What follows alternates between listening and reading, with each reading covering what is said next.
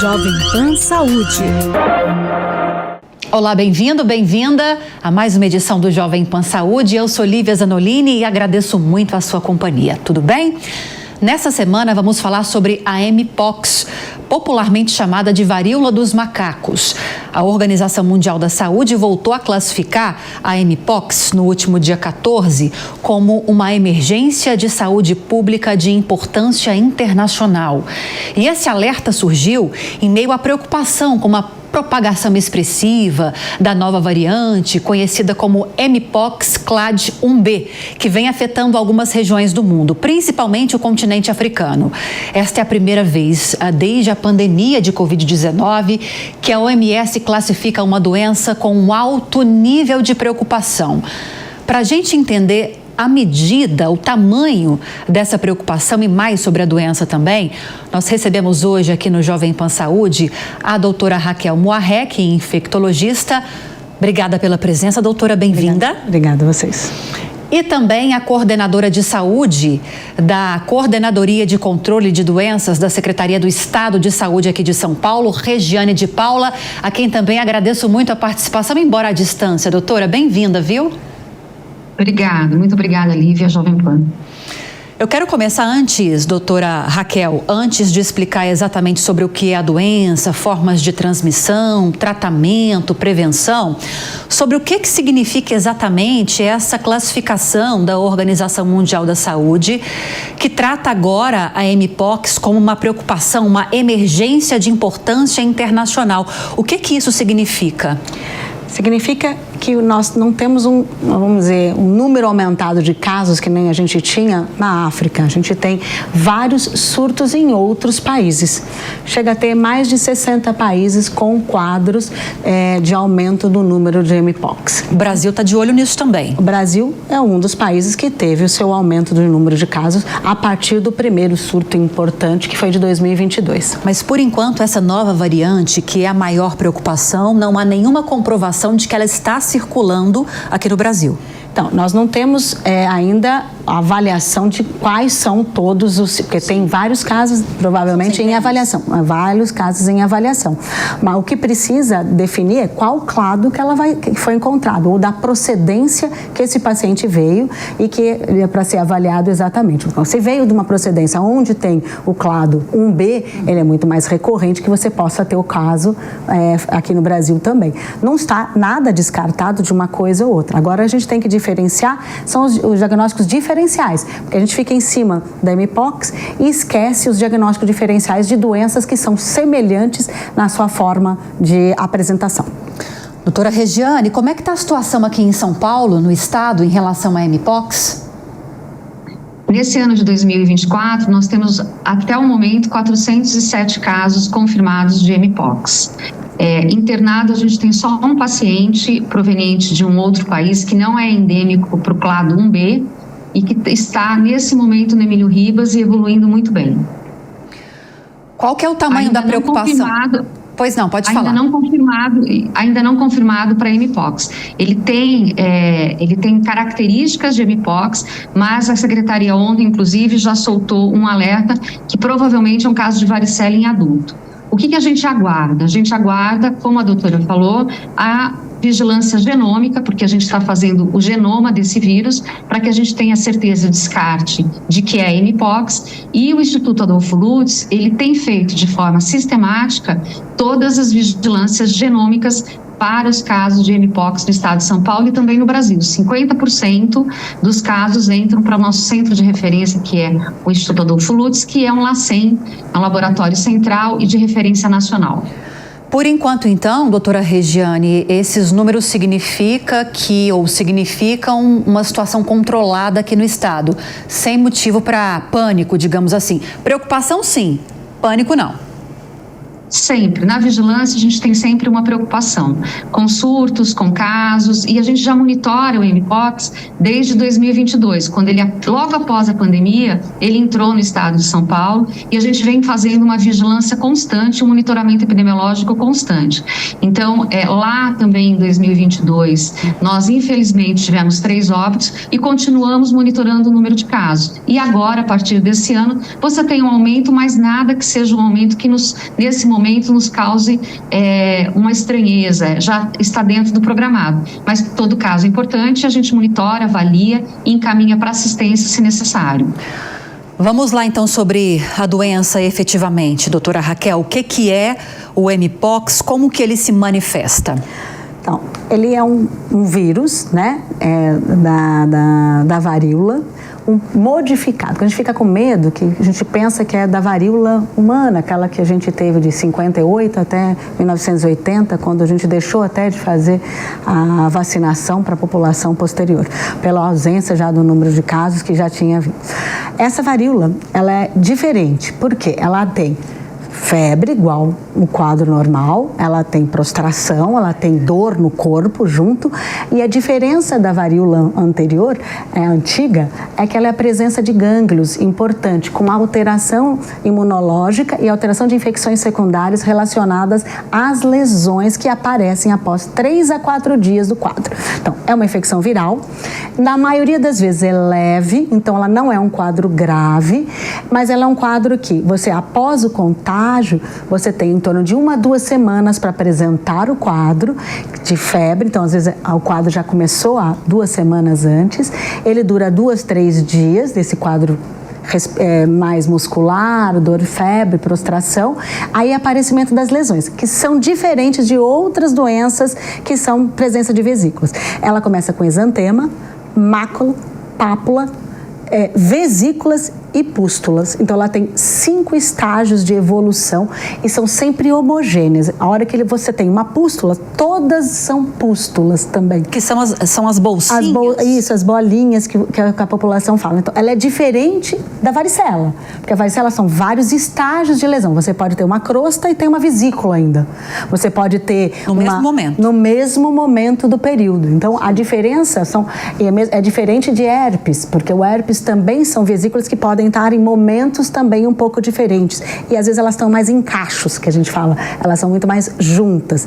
Então, nós temos diagnósticos diferenciais que tem que se fazer e o quadro geral e a apresentação de gânglios que são diferentes também. É diferente de catapora, que não tem a presença de gânglios, e você tem um quadro de infecção secundária muito mais rápido num paciente com mpox do que as outras infecções virais. Então, você tem... Aí essa lesão aparece, né? Deu 2, 3 dias, que nem eu falei. Tem esses estágios, 5 estágios, e demora às vezes de 2 a 3 semanas para desaparecer. Enquanto tiver lesão, ele está contaminando, e é só depois do desaparecimento delas é que essa pessoa deixa de contaminar a pessoa que está ao seu redor. Então, o contágio se dá pelo contato com uma lesão? Lesão, mas tem quadro respiratório, não é bem respiratório, por gotículas, secreções, ou beijo, ou lençol contaminado, que a pessoa está, a vesícula, ela está no mesmo ambiente, uma toalha que passou na lesão.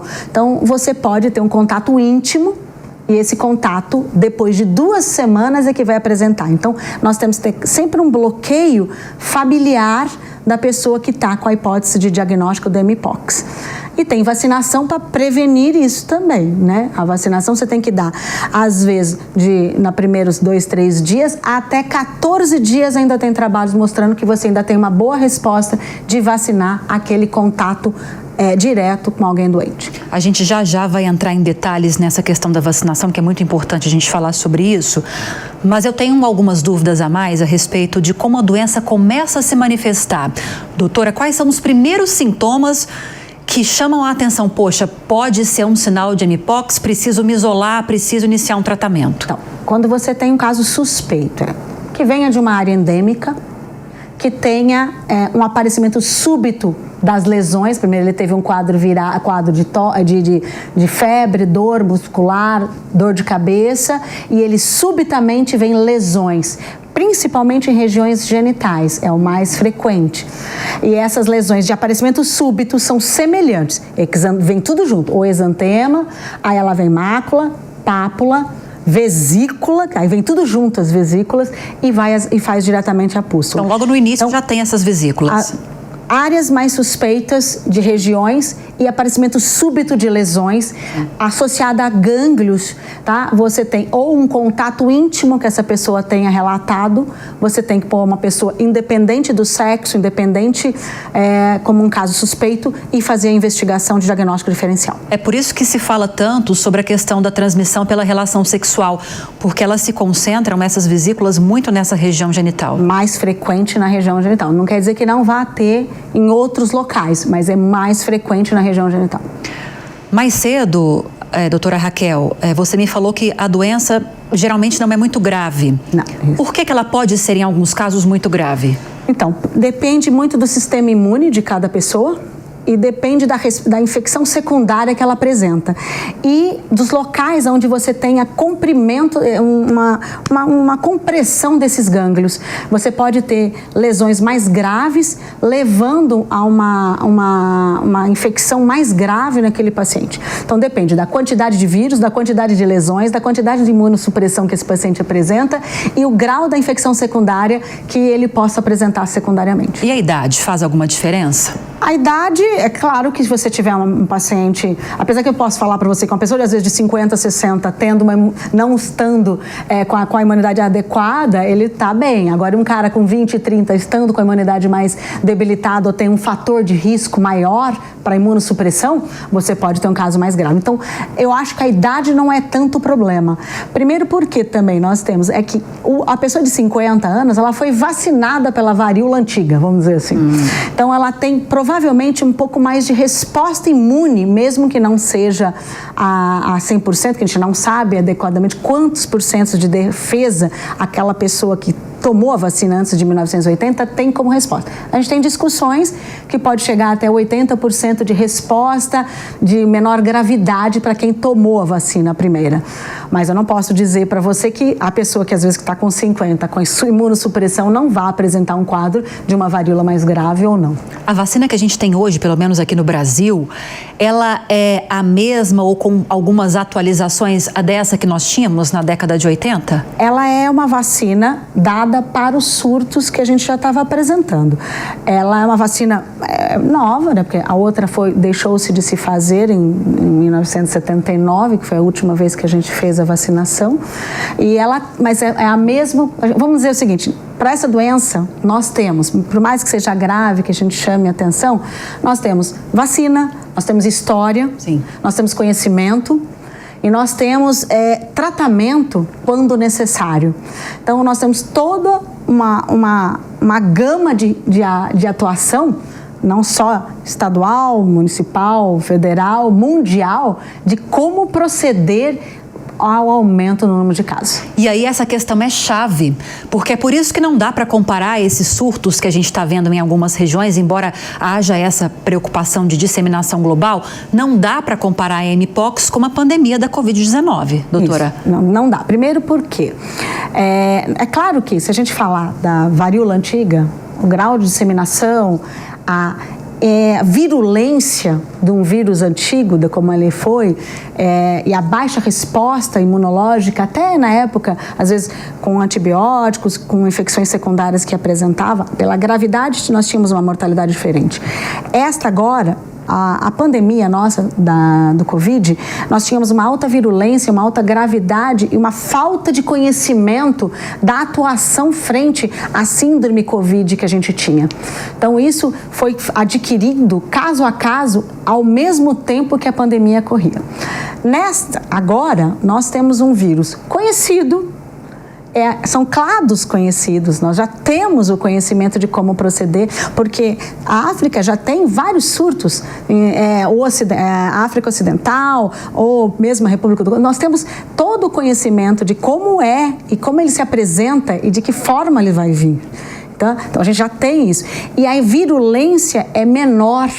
E a gente sabe que ele é mais leve, ele é só mais grave nas infecções secundárias. É claro que o clado 1B é discutido, que é o que está apresentando, uma baixa imunidade maior. Então, a diferença é que ele leva as infecções muito mais rápido, mas não quer dizer que a gente não conheça o vírus. Então, ele é mais tranquilo. Boa notícia, pelo menos isso, né? Queria saber mais sobre a vacinação, doutora Raquel.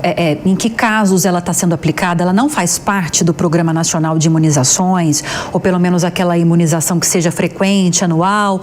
Tudo sobre vacinação a gente quer saber agora. Primeiro que a gente não tem vacinação para toda a população. Sim. A vacinação, ela foi colocada até pelo CDC como uma vacina indicada para pessoas com fatores de risco ou que tenham procedência até de contato próximo, que seria o preventivo nesse contato, ou o profissional que houve uma contaminação, ou as pessoas que tiveram para fazer a forma de um bloqueio daquelas pessoas que entraram em contato com alguém doente ou em áreas que são necessárias. Nós, como não temos a vacinação completa, o Brasil recebeu vacinas desde 2022, só que foi feito os seus trabalhos para avaliar a principal indicação epidemiológica para ser feita, já que nós temos baixo número de vacinas. Então, nós temos as vacinas indicadas para alguma certa população só, mas não é liberada ainda normalmente. Acabou de receber a próxima leva agora de vacina, mas ainda não está liberada em escalas de indicação. Então, precisa ser discutido com a Secretaria e no geral qual é o grau de população desses 400 casos. Sim. O ideal é analisar o grau de população, faixa etária, quais são a população de maior risco e fazer a vacinação para essa população para diminuir a transmissão maior cruzada e diminuição do número de casos. Por exemplo, se alguém em uma família com uma mãe, um pai e 3 filhos manifesta alguns sintomas. Aí o que é feito a partir daí? Essa questão da vacinação, por exemplo, como forma de prevenir com que essas outras pessoas eventualmente também tenham se confirmado o caso, ela já é feita? Essa é a indicação. Uma das indicações é o bloqueio familiar. Sim. Você tem que fazer até 4 a 14 dias deste contato íntimo com alguém doente. Então, isso já tem uma indicação preconizada internacional. O que a gente precisa é realmente ter um diagnóstico mais rápido dos casos. Então, nós temos ainda o diagnóstico virológico é molecular, mas é através de lesão. Então, às vezes esse paciente ele já está em transmissão ou tem lesões e aí não tem, e o diagnóstico demora um pouco mais para ser avaliado e você perde a chance de fazer a vacinação de bloqueio de forma correta no tempo ideal. Então, a vacinação, ela é indicada para isso e tem vacinações para aquele grupo de risco. Então, vamos dizer que se você faz uma vacinação que é só para bloqueio ou para grupo de risco, você não está isento de ter o quadro ainda em disseminação. Sim. Ou você só vai diminuir a hora que você tiver mais de 95% daquela população vacinada. Aí você só vai ter a vacinação vacinada se tiver a segunda dose. Então, você vai demorar ainda a ter a primeira dose, a partir de 30 dias você vai ter a segunda dose. Então, aí a partir da segunda dose, você tem em torno de 1 a 2 semanas você ter uma resposta imune. Então, você tem que ter... As vacinações hoje, elas não são imediatistas, elas são preventivas para que a gente diminua a progressão posterior e não para o agora. Então, mesmo com uma vacina, é preciso adotar outros cuidados. Medidas... Quais seriam, doutora? Então, avaliar, primeiro, esses bloqueios ou ter ciência de como você pode contaminar num ambiente que você vá, sobre lençol, sobre contato íntimo, ter ciência disso, o aparecimento de lesões, você já ter um bloqueio, ele ter ciência, o próprio paciente, e já se distanciar de família, porque a família também pode apresentar, e você tem que conhecer quais são as queixas, né? Todo mundo tem que saber sobre a doença para que você diminua esse estágio de contaminação.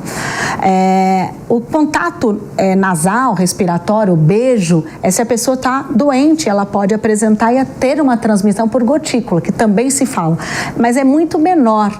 Então, ela precisa ter um contato muito íntimo para ter uma transmissão pessoal. Então, o ideal é o bloqueio de 2 a 3 semanas, até avaliar se vai ter o aparecimento da lesão, para você não ter o contágio disseminado familiar. É isso, mais ou menos. Essa questão, não tem o espirro, a tosse, né? Não. Como em outros casos. Daí essa questão das gotículas... É mais por contato íntimo. Ah, sim. Então, nesse caso, máscara nem ajuda. Não faz muita diferença ou faz, doutora? Eu tô vendo muita gente usando máscaras. Então, a máscara, você tem que usar a máscara, é um dos critérios, porque como ela é por gotícula também, por secreção respiratória, a fala, você pode exalar. Mas tem que ser um contato muito próximo, muito pequeno. Abaixo que a gente fala de 1 metro, né? Menos de 1 metro que você pode ter uma transmissão de gotícula.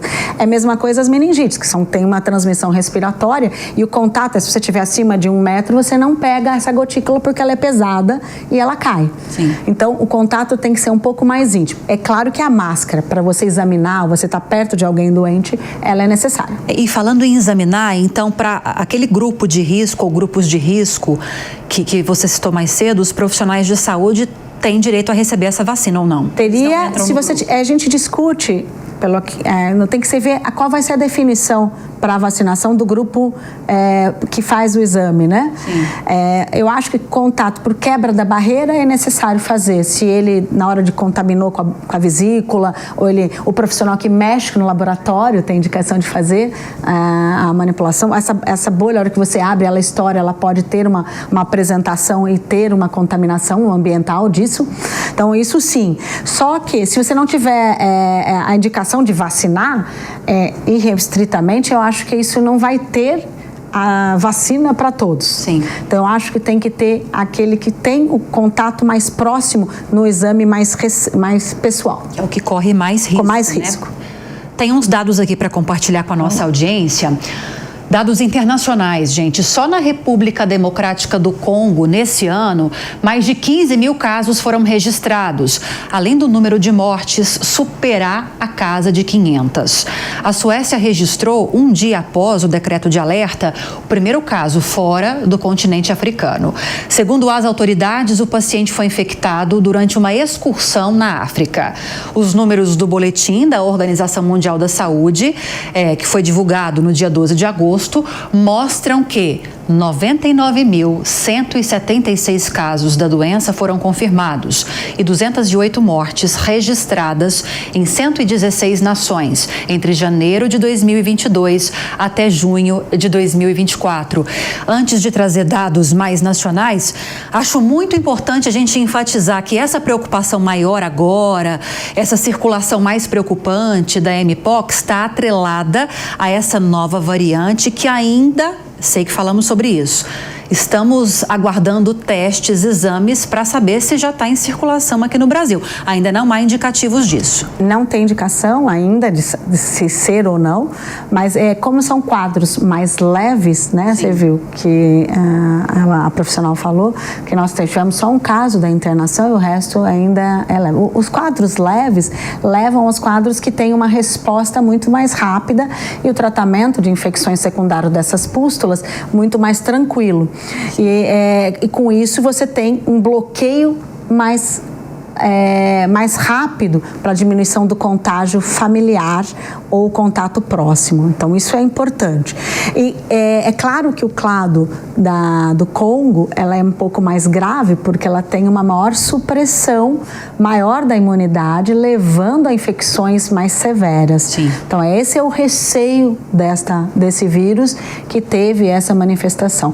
Mas o que está circulando acima, o que se discute, o que nós temos até a presente momento, é o clado 2, que é muito mais tranquilo e está tendo surtos nos Estados Unidos, surtos na Europa e sempre é com ele. E no Brasil, até o momento, nós tivemos só esse clado também. No caso dessa cepa do Congo, que está preocupando, os cientistas, pesquisadores estão já desenvolvendo vacina ou ainda não estamos nesse ponto? Não, a vacina, ela já tem uma vacina, que é o que você faz, que tem uma boa resposta. São duas. Uma, ela é feita mais momentâneo de surto local, que ela faz como se fosse uma escarificação. É um formato, é um vírus mais vivo e atenuada, ela tem uma resposta muito mais difícil. A outra é a Vacineos, que está tendo agora, que são 2 doses. Ela é um vírus também atenuado, então ela tem suas restrições de uso, principalmente paciente muito imunossuprimido e outros critérios, e ela é dada em 2 doses, a 1, 0 e 30 dias. Vamos então para os dados nacionais agora, doutora. Conforme o relatório apresentado pelo Ministério da Saúde no dia 21 de agosto, 791 casos da doença foram confirmados aqui no Brasil neste ano, porém ainda, ressaltando mais uma vez a informação, nenhum da nova variante. Segundo a pasta, os casos são classificados como significativamente menores, comparados aos contabilizados em 2022, quando o país registrou mais de 10 mil. Aqui, no estado de São Paulo, 241 casos foram confirmados. Esse número já foi atualizado entre o primeiro dia do ano e o dia 15 de agosto. E desses números, mais de 97% são homens e pouco mais de 2% mulheres. Por quê? Mais comum entre homens? Depende muito do tipo de relação. Se for uma relação sexual mais homem com homem, é o critério que você está tendo um pouquinho mais de transmissão desses casos. Não especificamente relacionado a sexo só, mas ao contato íntimo ficou mais relacionado a presença desses casos neles. Eu queria que a gente terminasse o programa, a gente tem uns 4, 5 minutinhos ainda, reforçando algumas medidas de prevenção, independentemente, doutora, de você ter alguém com sintoma perto de você, em épocas em que a gente está vivendo um alerta, uma emergência internacional a respeito de uma doença, ainda que não haja motivo para pânico aqui no Brasil, existem cuidados, falamos já sobre isso, que nós podemos adotar para tentar evitar ter contato com uma doença. Queria que você reforçasse esses cuidados, essas medidas de prevenção para a nossa audiência. Olha, se você veio de uma área onde você tenha casos suspeitos nesses mais de 100 países que você viu que tem a presença, se você vem de um lugar desse, onde você teve algum contato íntimo, seja de uma forma ou de outra, você vem para sua família, está indo para sua casa, onde você possa ter um critério de transmissão cruzada, você tem que ter um isolamento um pouco melhor, para você saber se você vai apresentar ou não 2 semanas depois, né? Que é o que apresenta o início do quadro febril. Então, se você já tiver esse critério de vindo de algum lugar, ter um critério de que você mantenha um pouco de isolamento, ou se você vai ter essa febre, se você tiver essa febre, mantenha esse isolamento, avaliar se você tiver apresentamento da lesão, procure assistência para poder dar um diagnóstico mais precoce e adequado. Não durma ou use as suas toalhas, porque a toalha é uma transmissão muito grande. Quando você limpa uma região onde tem a lesão, você tem uma transmissão domiciliar para pessoas, até que crianças, que eu já peguei em 2022, casos que tinham, porque entrou em contato com o mesmo banheiro, usando a mesma toalha. Então, isso pode se contaminar. Então, eu acho que se você teve um contato, ou você tem uma procedência, ou você está iniciando um quadro febril, um quadro de dor articular, dor muscular, começou um exantema, mantenha o seu isolamento, já separa os seus materiais de higiene pessoal, para que isso não tenha uma contaminação maior domiciliar de pessoas que não tenham um risco grande para ter. Além da questão da saúde individual, é importante que as notificações sejam feitas. Então, seguindo essas orientações, é importante procurar ajuda médica até para que isso seja notificado e seja investigado. Então, porque a lesão, a hora que você vai pedir, ela é feita no Instituto do Adolfo Lutz, né? Sim. Então, não são os laboratórios. Quando você centraliza uma doença de emergência ou de avaliação, ela já tem um critério de segmento de cepas para poder fazer um diagnóstico correto, independente se o paciente está dentro do Emílio Ribas ou em qualquer outro hospital particular. Então, isso já diferencia. Então, é importante você ter a coleta do exame. É claro que o ideal, eu gostaria muito que tivesse uma sorologia, uma coisa mais rápida. Sim. A gente precisava, quer dizer, uma doença já antiga, a gente poderia ter tido, mas é um diagnóstico difícil, ainda é através de lesão. Então, você tem que ter uma forma correta de coletar, porque senão você pode se contaminar também aquela lesão. Então, você tem que ter uma coleta do exame e saber transportar para ser feito um diagnóstico correto. Doutora, para fechar, preocupação, cuidado, buscar ajuda médica, procurar se orientar, mas sem pânico, não precisa disso agora. Sim, sem pânico. é uma doença conhecida, é uma doença que tem sua notificação, mas tem seus cuidados. Todo mundo já conhece qual é o cuidado, que é uma coisa normal. Você está doente, se você puder se isolar um pouco, se tiver lesão, cuidado no que você vai usar para você não se contaminar uma pessoa e procurar um atendimento para que seja feito o diagnóstico correto. Tem lesões súbitas, áreas com um local que você tenha frequentado, que seja uma área mais endêmica, uma área que tenha casos, você tem que fazer uma investigação mais rápido possível para poder diminuir os casos de contaminação regional. Bom, nós conversamos então com a doutora Raquel Moarec, infectologista. Doutora, te agradeço muito a participação, as informações e já deixando um convite aberto para outras ocasiões. Sempre, adoro. E falamos também mais cedo com a doutora Regiane de Paula, que representou aqui a Secretaria de Estado de Saúde de São Paulo, coordenadora da Coordenadoria de Controle de Doenças da Secretaria.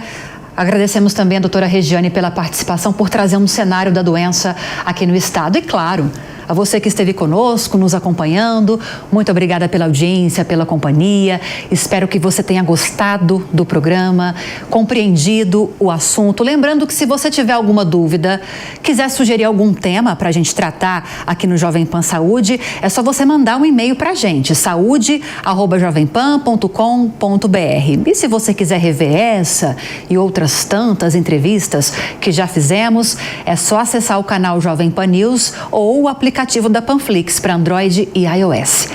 Aquele abraço para você e até a próxima. Jovem Pan Saúde. A opinião dos nossos comentaristas não reflete necessariamente a opinião do Grupo Jovem Pan de Comunicação. Realização Jovem Pan News.